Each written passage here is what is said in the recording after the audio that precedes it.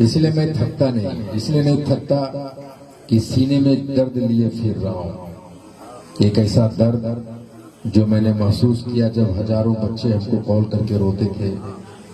बेतिया की ही एक बेटी है, बसंत दास की बेटी, जिसका एडमिशन हो गया था PMCH में।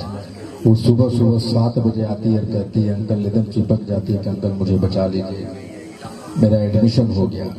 कितनी बच्चियां बिहार पुलिस में सिलेक्शन हो गया था, कितने दरोगा बन गए थे। उन सारे बच्चों को फोन जब मेरे पास आता था तो मुझे लगता था कि मेरी खुद की बेटी जो इंजीनियर है IAS बनने के लिए दिल्ली गई, और जिस दिन सुप्रीम कोर्ट का डिसीजन आया और नीतीश सरकार ने हमें फिर से आरक्षण छीन लिया, वो IAS बनने की सपना छोड़ के वापस आ गई। तो मैं एक बाप हूँ और मैं जानता हूँ कि जब आपकी बेटी के सपने टूटते हैं तो कैसा लगता है। एक बहन जब अपने भाई को निराश देखती तो उसको क्या लगता है। ऐसे पता नहीं कितने माँ होंगे, कितने बाप होंगे जिसके सपने टूटे। एक कलकत्ता में मजदूरी करता है, उनका बेटा रिसर्च में हो गया था, रिसर्च में पिछले बार वो लौट आया। अपने कंधों पे पाला के जैसा खींचने वाला रिक्शा का बेटा भी IAS बनना चाहता है, और नीतीश जी की एक कलम में सारी चीजें खत्म कर दी। भी मैं अभी आ रहा था तो प्रद्युमन की गाड़ी पे बैठा हुआ था। प्रद्युमन जी ने बताया कि उनके पिताजी 5 समाज की कितना सेवा किया, उन्होंने कितने मीटिंग अरेंज कराई। एक बात उन्होंने और कहा, इसमें 75% हमारे 5 समाज के बच्चे हैं, हमारे 5 समाज की आबादी है, और पिछले पता नहीं कितने दिनों से यहाँ का जो हाई स्कूल है उसका बिल्डिंग बनने नहीं दिया जा रहा है। हम 75% 5 समाज की आबादी वाले गांव में जो जहां हमारे बच्चों की पढ़ाई लिखाई होगी उसको स्कूल को निर्माण नहीं होने दिया जा रहा है। लेकिन आज मैं इस मंच पर कह के जाता हूं कि पहली लड़ाई हमारा इसी गांव से है, और वो स्कूल का बिल्डिंग हम बनवा के दिखा गया है। यहीं से वो आजादी शुरू होगा। और मैं प्रद्युमन जी से बोलूंगा कि कौन है जो कागज पत्र देखता है उनको हमसे मिलवाइएगा, और ये बन के रहेगा। और पहली लड़ाई हमारी यहीं से चालू हुई। सारे वक्ताओं ने बता दिया कि आखिर ये हम यहाँ क्यों आए हैं, ये मुझे बोलने की आवश्यकता नहीं है। लेकिन मैं सिर्फ ये कहना चाहता हूँ कि राजपूतों से सीखिए, उन्होंने लड़ा तो वो राज किया। जादुओं ने लड़ाई लड़ी तो सत्ता में आए, मुसहरों ने लड़ी तो उनको राजनीतिक भागीदारी मिली। 78 वर्षों को सहरसा में, मधुबनी में, जमुई में, बांका में हमारी बेटियों को रेप कर करके घर पे छोड़ दिया। हम कभी लड़ते हुए सुने गए? कभी आपने देखा कि मधुबनी में फूलपरास में हमारी 13 वर्ष की बच्ची को बुरी तरह से रेप किया और उसको गला दबा के मार के पोखर में डाल दिया? आपने सुना कि मधुबनी की उस घटना में कोई पान का समाज रोड जाम किया? इसलिए नहीं किया कि हम लड़ना नहीं सीखे। जो समाज लड़ा नहीं उसको अधिकार समाज नहीं देता, सरकार नहीं देता। ये आरक्षण की मांग राजनीतिक हिस्सेदारी है। 75 बरस 78 बरस से हम हैं, ऑलरेडी हैं, पहले से हैं अनुसूचित जाति। लेकिन ये जिसको हम वोट देते रहे, चाहे कांग्रेस है, चाहे भाजपा हो, चाहे राजद हो, चाहे जदयू हो, उस सब नेताओं को पता है कि 5 समाज 80 लाख है।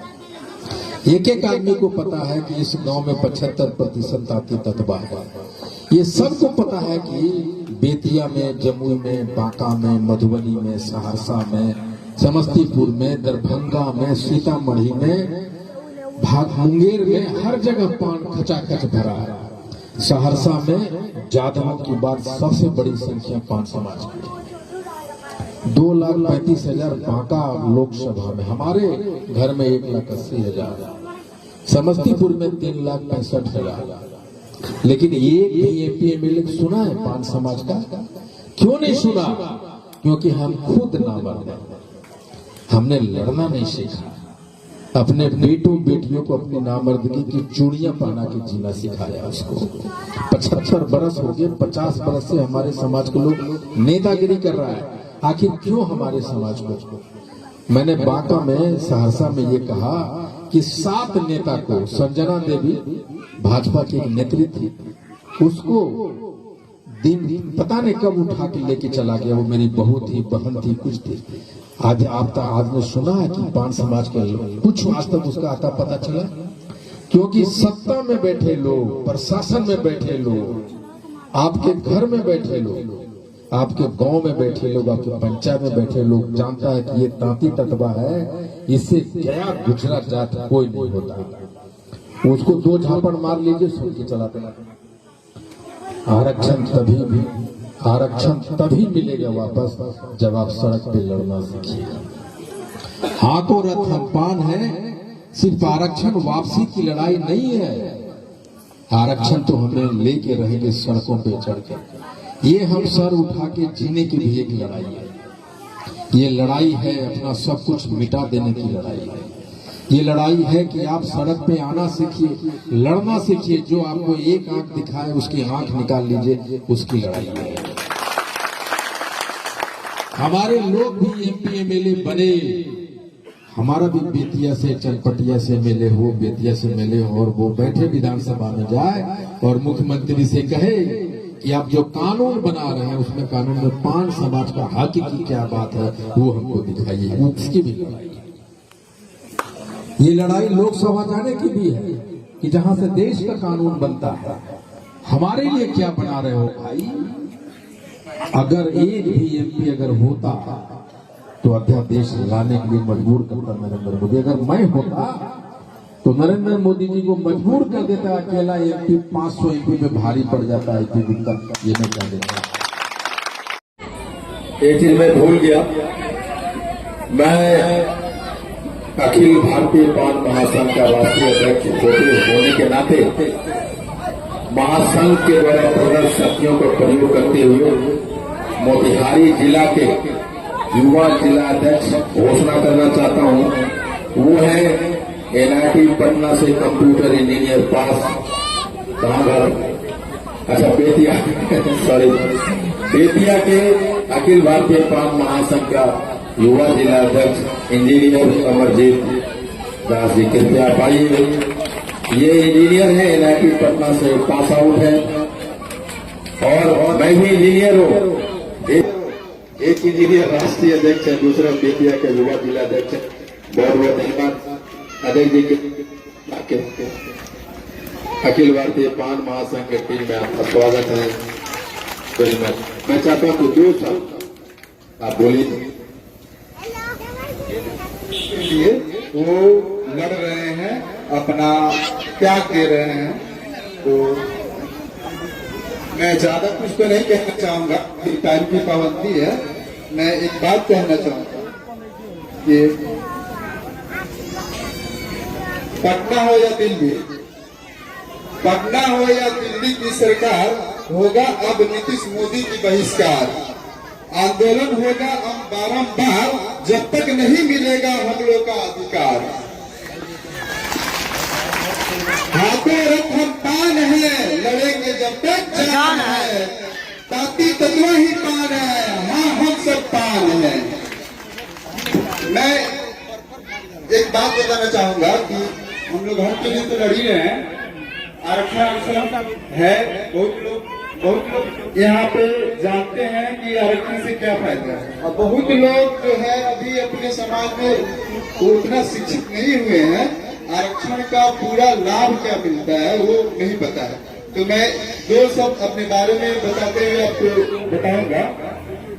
हम एनआईटी से इंजीनियरिंग पहले वाले, एनआईटी के फीस है 8 लाख। हम जब एससी में रहनी, जब आरक्षण में मिले रहे, तो हमार फीस लागल मात्र 2.5 लाख। ऊपर से सरकार हमरा के 1.25 लाख रुपया हर साल देला। अगर वो हम आरक्षण मिले रहे तभी, ना मिली तो 1 लाख में जान पढ़ाए अपने बच्चा सबके, तो कम से 6 लाख रुपया लगी और सरकार के रुपये ना दी। तो यही से लोग अपने बच्चा के पढ़ाई, आरक्षण का जो लड़ाई लड़ते वही समझे, शिक्षित बनाई आगे। धन्यवाद। रहेगा साला तो जिंदा रखे क्या करेंगे? हम पार्टी का दरी बिछाने के लिए आए हैं। स्कीम देना होगा तो वोट देगा IP गुप्ता का आदमी, या स्कीम देगा फलना सीना फलना बाबू काहे रे। इसलिए कह रहे हैं कि 9 साल सरकार की भाजपा का, तो चाहते कि डिलीशन हो जाता। अगर डिलीशन होता तो सुप्रीम कोर्ट में हारते, इसलिए करते तो काहे आपको अनुसूचित जाति का दर्जा देगा। अनुसूचित जाति में रहिएगा तो हर सिद्धि में दवा नहीं ठोक दीजिएगा। आप पंचायत समिति MLA MP नहीं बन जाइएगा, आपका बेटा DM SP नहीं बन जाएगा। जब DM SP बनेगा तब वोट दीजिएगा, सोचिएगा ना। हम लोग नली के वो कीड़ा है जिसको उठा के साफ पानी में रह देगा तो मर जाए, और फिर उसको उठाइए साला नली में डालिए जिंदा होगा, तो वो है तांती तकवा। आपने कभी अपने अधिकार को पहचाना नहीं। अब मेरे पास एक ही उपाय है कि आप जनशक्ति जितना दिखा सकते हैं, और जनशक्ति में आज की डेट में जैसे मल्लाह को मुकेश सहनी ने एकजुट कर करके मंत्री बन गया, क्या आज मैं मल्लाह को बहुत फायदा दिलाया। उसी तरह आज हमारे IT गुप्ता साहब मुकेश सहनी के रूप में है, बस हम लोगों को उनके पीठ पर आना है। अभी ये रैली में वो हेलीकॉप्टर से भी आएंगे, हेलीकॉप्टर से आप सोचिए, गर्वान्वित को महसूस कीजिए अपने समाज में हेलीकॉप्टर से आने वाला भी नेता पैदा लगे। तो आज हम लोगों को क्या करना चाहिए? आज हम लोगों को क्या करना चाहिए?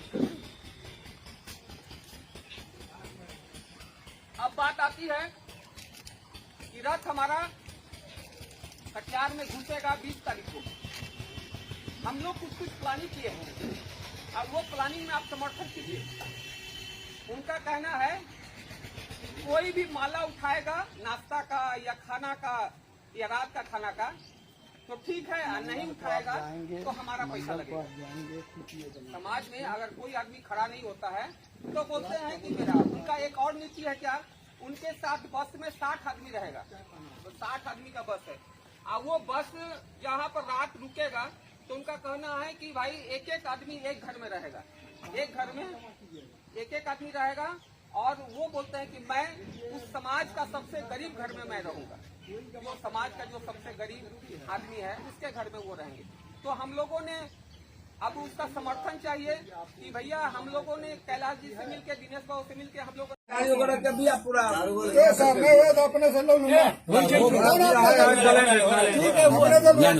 तू खड़ा हो एक न लिए क्या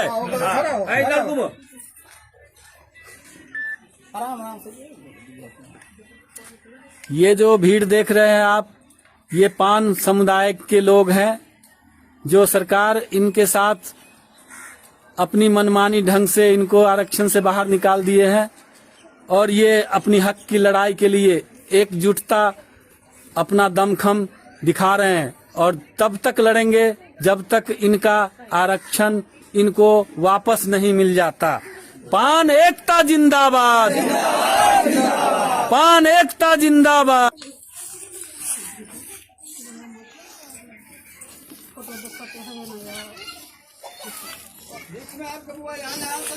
वो तो अपना सबके नहीं देखे है, सरकार के भेजे के है। हम सब मुखिया जी सरकार तोरा मुंह नहीं छी लाइन में लाइन सबके वीडियो बुआ है, हम लोग नजदीक से बना, ये दोनों गाड़ी के मिला ले इधर से बीच में खड़ा होता